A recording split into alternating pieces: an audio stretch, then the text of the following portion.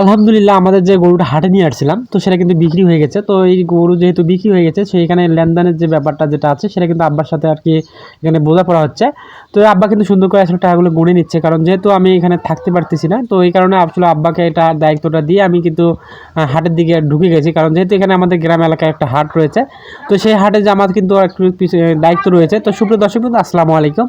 তো মূলত আমরা কিন্তু গরু আজকে হাটে নিয়ে আসছি। তো এই হাটটা কিন্তু আমাদের গ্রাম এলাকায় আর কি।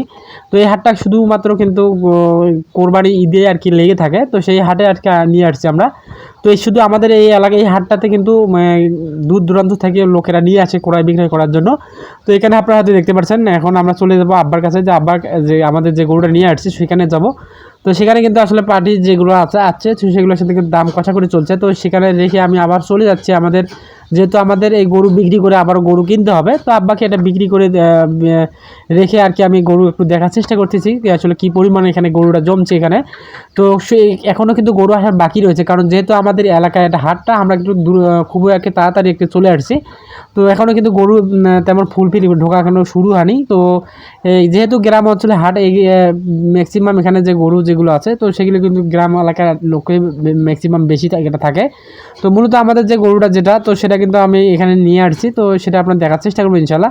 তো মূলত আমাদের কিন্তু গরুটা যখন বাড়ি থেকে নিয়ে যাই আমরা, তো তখন কিন্তু খুবই শান্ত ছিল। তো মাঝে মাঝে হয়তো একটু লাফালাফি করতো, আমি একটু খুবই, যেহেতু এগুলো আমরা ঘর থেকে তেমন একটা বের করা হয় না, তো বের করা যেহেতু হয় না এই কারণে আসলে আমরা একটু বাইরের দিকে বাঁধিয়ে রাখছিলাম। তো সেই হাট গরু যখন একটু শান্ত আর কি হয়ে গেছে, তো তখন আর কি আমরা গরুটা নিয়ে আসছি।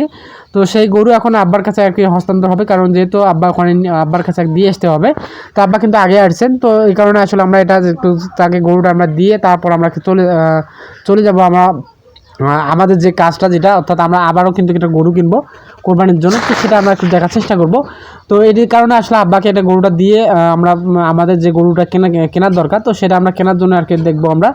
তো তো এই হাটটা কিন্তু খুবই আর কি শান্ত পরিবেশে আর কি আছে এটা। তো কারণ যেহেতু গ্রাম অঞ্চলে এখানে হাট, তো এখানে কিন্তু সব কিছু পাওয়া যায়, কারণ এই হাটটা কিন্তু কোরবানি হাট উপলক্ষে কিন্তু একটা হাটে কি পাইছে এবার।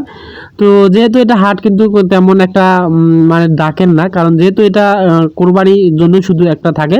তো সেটা কিন্তু এলাকা সবাই আর কি জানে। তো কোরবানির সময় কিন্তু আমাদের সানেহাট পীরগোস্থান সানেহাটের একটা যে হাট রাত আছে, তো সেই হাটে আর কি আমরা আর কি আসছি আমাদের, যেহেতু এটা আমার গ্রাম অঞ্চলে আমাদের যে গরুটা সেটা, তো সেটা আমরা আসলে পরিকল্পনাই করছিলাম।